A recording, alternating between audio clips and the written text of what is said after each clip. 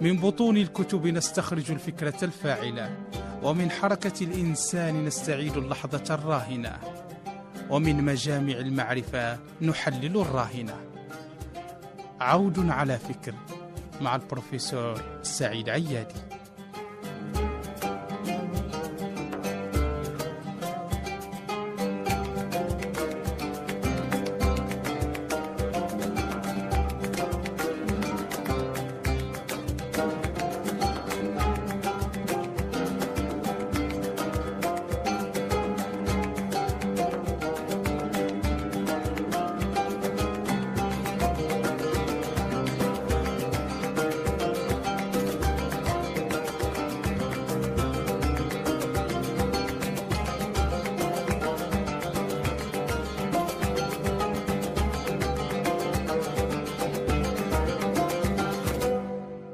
المستمعات الفاضلات الكريمات، المستمعون الأفاضل الكرماء، سبق لنا وأن تابعنا في حصص سابقة وضعية تطبيق النظريات الاجتماعية والإنسانية في الجزائر.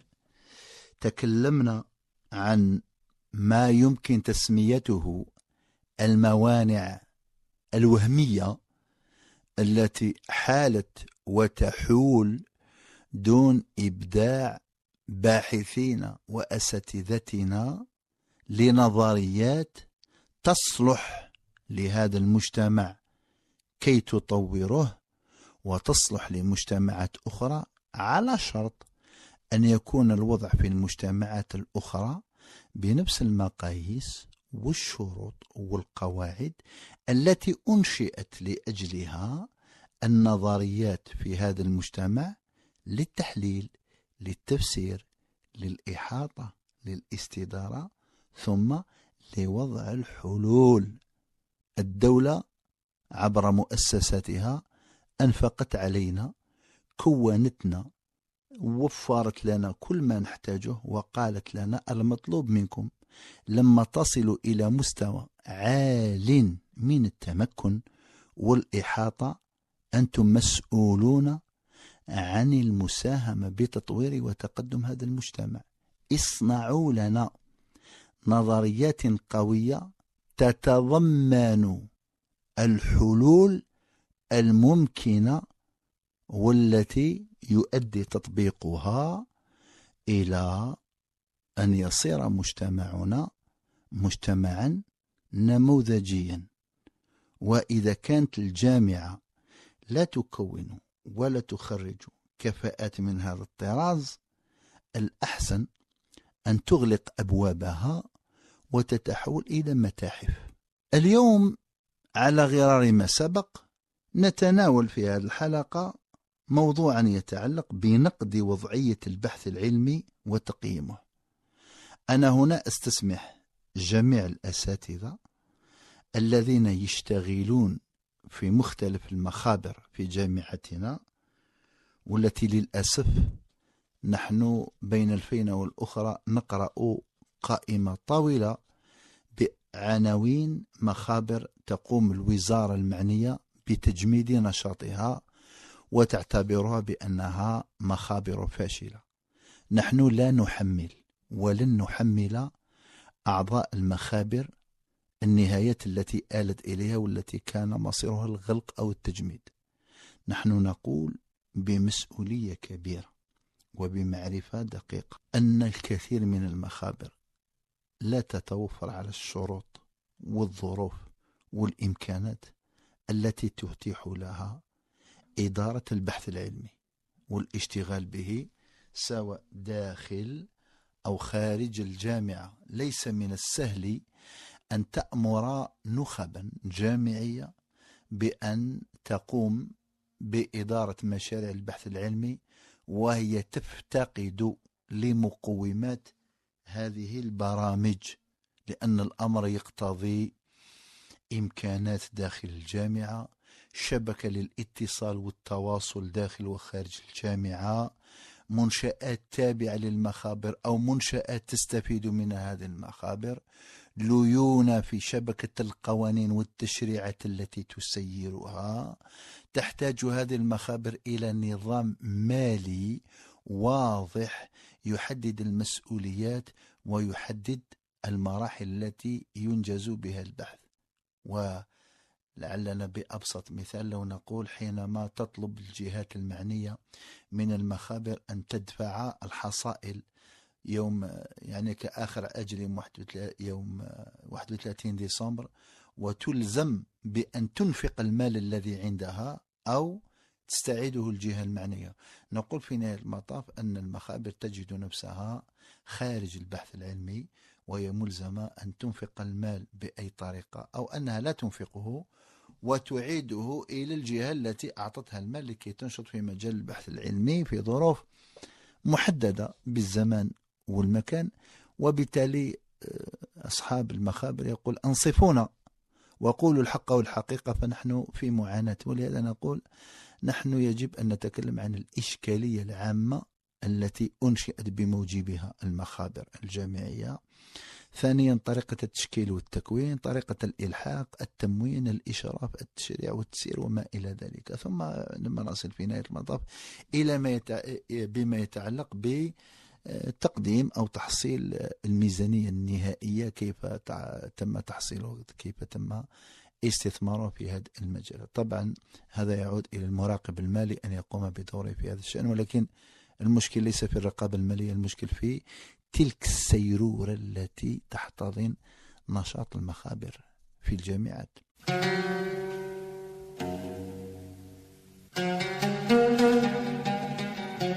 من المفارقات أن أزمة القيم تترافق مع التقدم الهائل والتطور المذهل في العلوم والتقنيات. علي حرب، مفارقة التقدم.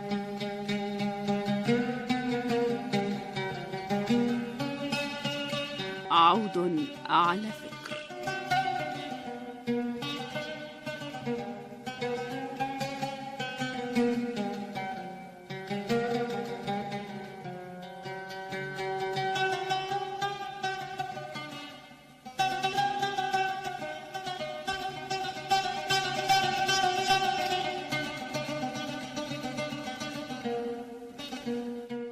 نحن لما نرى هذه الوضعية نقول أن الأمر يستدعي اقتراب بين جميع الأطراف، كل من له ضلع علاقة بتسيير مشاريع البحث العلمي عليه أن يجلس إلى طاولة واحدة مع جميع الفاعلين في قطاع البحث العلمي، تطرح المشاكل، لأنه الآن حقل البحث العلمي يغوص في مشاكل كبيرة وكبيرة جدا. وعليه فإن جلوس من لهم مسؤولية الإشراف والمتابعة والتدقيق في النشاطات، في المشاريع، في الحسابات، مع الذين لهم علاقة مباشرة بالمخابر وظروف العمل، وخاصة أننا في أغلب الحالات لا نجد للمخابر مقرات مناسبة لتمارس فيه النشاطات، فلعل من الضروري أن يتجه نحو الاعتناء بالفضاءات المبنية التي تتكيف وتتواءم مع طبيعة النشاطات المشاريع التي تخدم البحث العلمي. إذن نحن أمام مسألة حيوية ودقيقة، يا إما أن نوفر للجامعة شروط البحث العلمي والنشاط على مستوى المخابر، وإما أن لا نحاسب من كلفهم الزمن وقدرت لهم الأقدار أن يعيشوا تلك الظروف الخاصة في النشاط المخبري. وعلى هذا فالمشروع ليس مشروعا هكذا للترويج والإشهار، بقدر ما أنه مشروع يتولى الاستثمار في الإمكانات.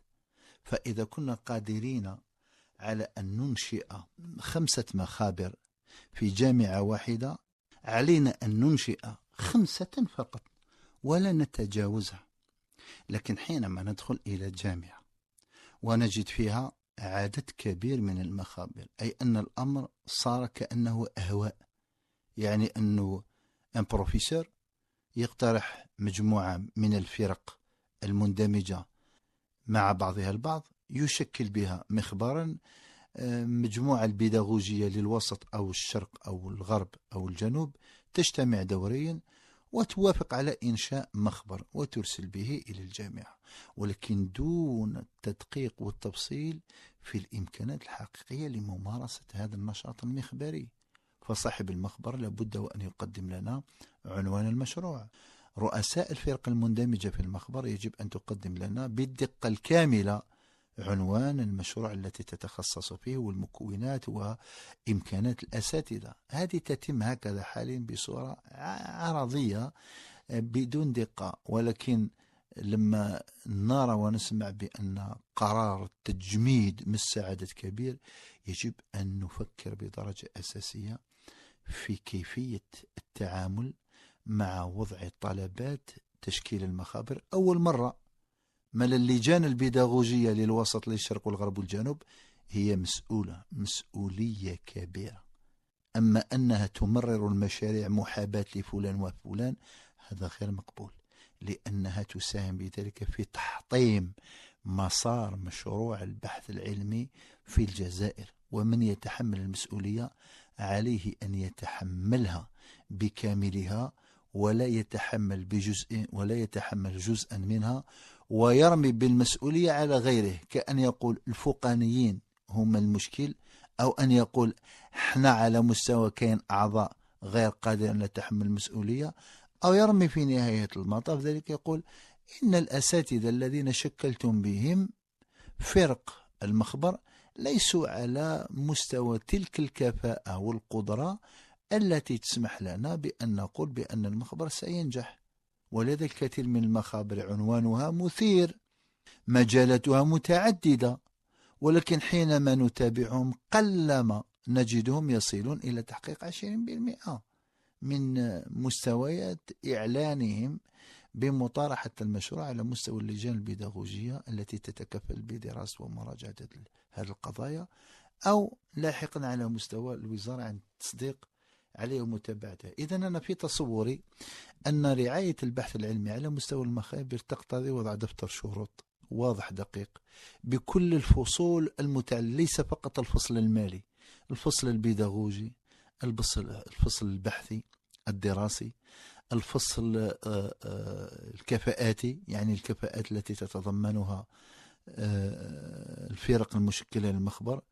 كذلك علينا أن نفصل كل التفصيل في تخصصات الفرق.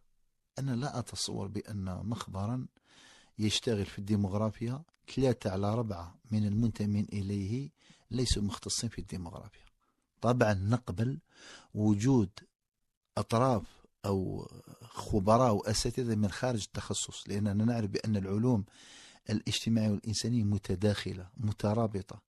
مقبول جدا أن نجد أساتذة من تخصصات أخرى في فضاء نشاط مخبر يعلن مجاله واختصاصه، طبيعي جدا.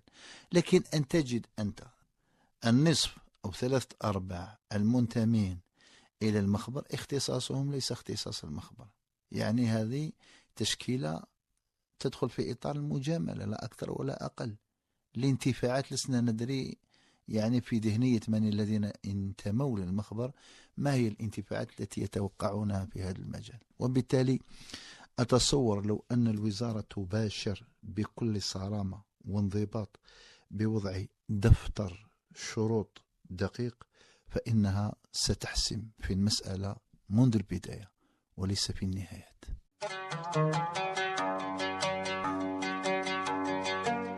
إذا كانت التنمية هي العلم حين يصبح ثقافة، فإن التخلف سيكون هو العلم حين ينفصل عن الثقافة، أو هو الثقافة حين لا يؤسسها العلم. محمد عابد الجابري، عود على فكر.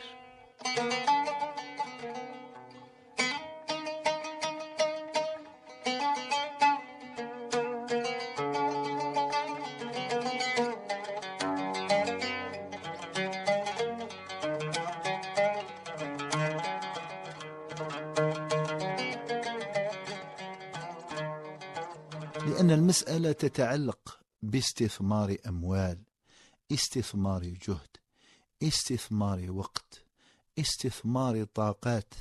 ولاحظ لأن دفتر الشروط في بعض الحالات غير محترم أو غير مفصل للتفاصيل، فقلما نجد بين المخابر الوطنية والمخابر الأجنبية اتفاقات تعاون.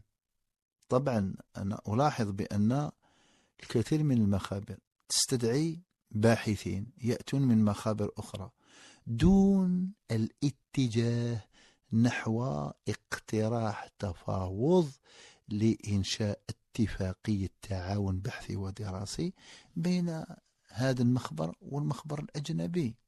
يأتوننا أساتذة من مخابر أجنبية يستفيدون من الرحلة إلى الجزائر بتغطية مالية وإقامية وفندقية وما إلى ذلك، ولكن من دون وجود اتفاقية عمل. يعني نحن الطرف الخاسر. فمادام أن المخبر يشتغل وهدفه الرئيس هو العمل من أجل تطوير البحث وإنتاج المعرفة وتركيمها في الجامعة وتحويل الجامعة الجزائرية إلى جامعة منتجة للمعرفة، إلى جامعة تملك خبراء قادرين على الصياغة وصناعة النظريات، فإنها تكتفي في نهاية المطاف بإنشاء مجلة تنشر لطلبة الدكتوراه أو بعض الأساتذة، أو أنها ستكتفي بتنظيم ملتقيات سمحوا لي نقولها الكثير منها غير جاد، الكثير منها يستهلك أموال. يعني في انطلاقة العمل لا نجد مشروع ملتقى أو مشروع ندوة يدخل في إطار الخطاب الرئيسي للمخبر، في إطار النشاط الرئيسي للمخبر.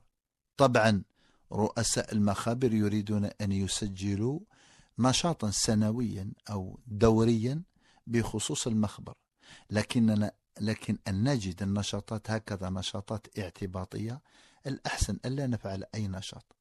بل وأنا أميل إلى القبول بمبدأ تجميد المخابر أو غلقها. الأحسن إذا لم تكن هناك فلسفة للبحث العلمي مبنية على مشروع للبحث العلمي، مبنية على قواعد محترمة تحدد مسؤولية كل طرف، والله الذي أميل إليه وأمشي في مخطط الوزارة إما أن تجمد إما أن تعطل وتلغى. لأننا لو نمشي إلى السياق والمسار نجد أن فضاء البحث العلمي كأنه يرفض أن يتقبل مشروع المخابر في الجامعة الجزائرية، كأن مشروع المخابر في الجامعة الجزائرية مشروع غير ناضج، غير كفء، غير قادر على أن يرتقي إلى هرم، إلى قمة، إلى قوة المشروع. يا جماعة نحن نتكلم عن مخبر، يا جماعة أعيد وأكرر نحن بصدد الحديث عن مخابر وليس قاعات ضيقة يلتقي فيها الأعضاء كأنها مقهى عمومي. كلا، إذا التقينا في المخبر فنحن لأجل الحديث عن ميزانية إنفاق على مشاريع بحث، تقييم مشاريع بحث، اقتراح مشاريع بحث، اقتراح تنظيم الإشراف على طلبة الدكتوراه من خلال برنامج المخبر، ربط هؤلاء الطلبة المنتمين إلى المخبر بنشاطات لدى مخابر أخرى في جامعات أخرى. عمل المخبر عمل كبير، عمل مضني، عمل شاق. كأنني أقول بمحض الطواعية من يشتغل في إدارة المخبر لا يمكن تكليفه بالنشاطات البيداغوجية التعليمية، لأن التفرغ للنشاط المخبري هو عمل شاق ومكثف لا يترك أي فرصة لفسحة من زمن لمن يدير المخبر بأن يتفرغ للإشراف البيداغوجي. دعني أقول إشراف بيداغوجي يعني خارج المخبر، كأن تعطى له ضمن حصيلة الإشراف طلبة على مستوى الماستر أو على مستوى الليسانس، فهذا يكلفه ويرهقه ويتعبه، وتتشكل لديه نظرة قاتمة حول ما هو مخبر، ما هي مهام مخبر، إلى أين نريد الذهاب بهذا المخابر. يعني نريد أن نقترب أكثر فأكثر من طرح مشروع شفاف. جميل جدا أن تكون لنا مخابر لكن تنشط في إطار شفاف. المخابر تنشر نشاطاتها لكل الأساتذة كل المهتمين، تقدم لنا معارض سنوية، تقدم لنا منجزاتها، تعطي الفرصة كي يطلع عليها المهتمون وخاصة رجال الإعلام. حتى تتاح الفرصة كي يتحدث عن النشاطات التي تنجزها الجامعات بمخابرها، وحينئذ يمكن أن نقدر مدى طاقة، مدى قدرة كل جامعة على أن تحتضن مجموعة من المخابر التي تشتغل فعلا في حقل البحث العلمي بتوفر الشروط والإمكانات اللازمة.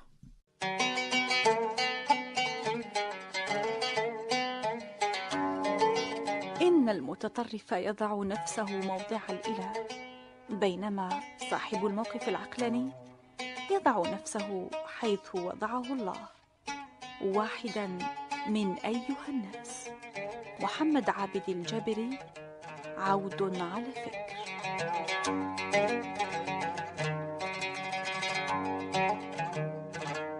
بطبيعة الحال نحن نتكلم بهذا الحرص، بهذه الدقة، بهذه الأهمية، لأننا لا نرى جامعة في العالم تشتغل بعيدا عن المخابر، إنما وجدت الجامعة لتحتضن مخابرها، تتابعها، تقف معها، لأن الواقع يقول إن الجامعة كما أنها مؤسسة تضمن أصول التعليم المتخصص، فإنها بالضرورة تسعى لتجعل من الطاقات المتكونة، من الطاقات الناشئة، قوة قادمة تتدرب أكثر، تتكون أكثر، وتتشكل أكثر في ميادين اشتغال المخابر.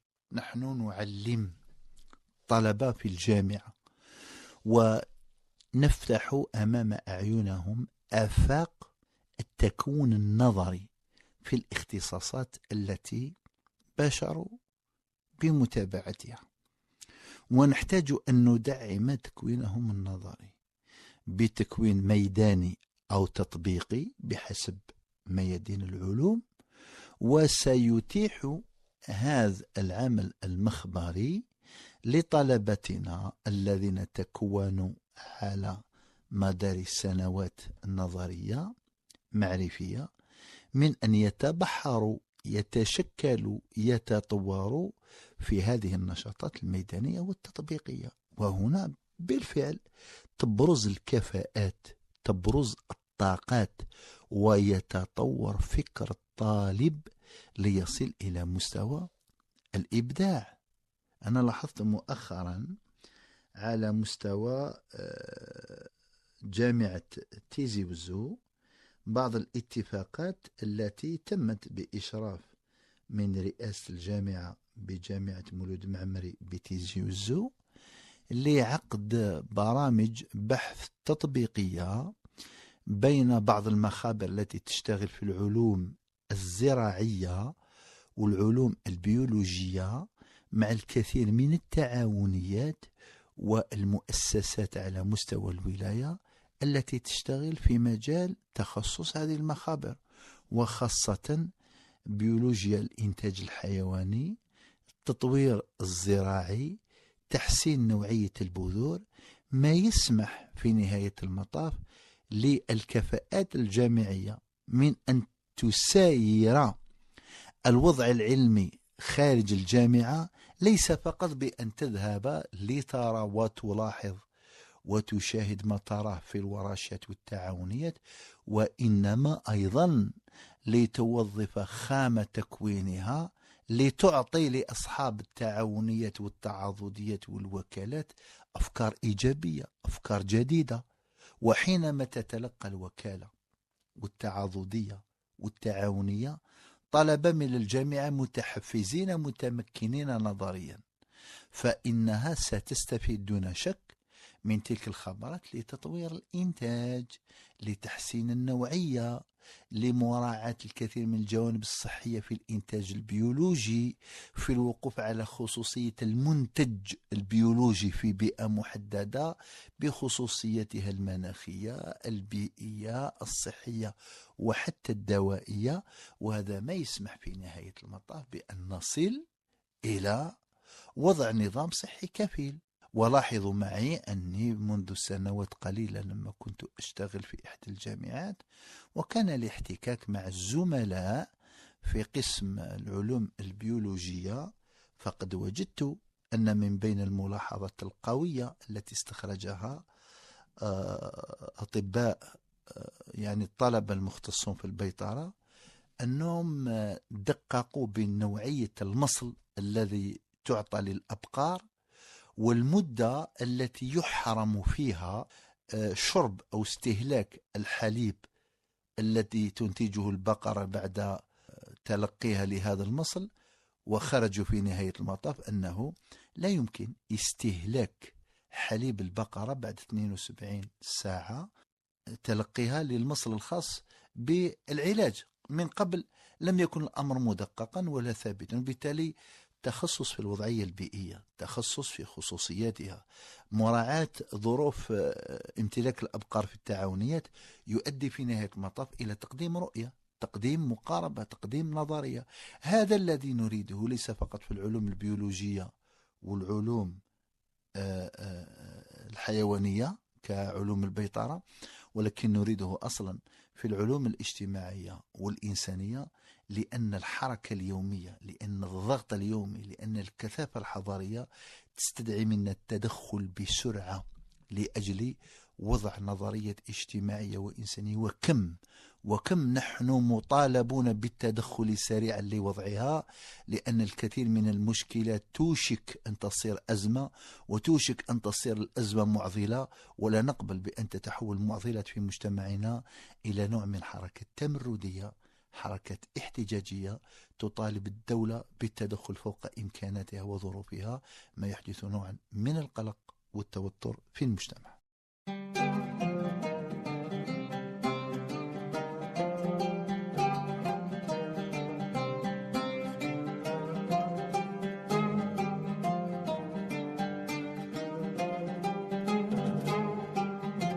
من بطون الكتب نستخرج الفكرة الفاعلة، ومن حركة الإنسان نستعيد اللحظة الراهنة، ومن مجامع المعرفة نحلل الراهنة.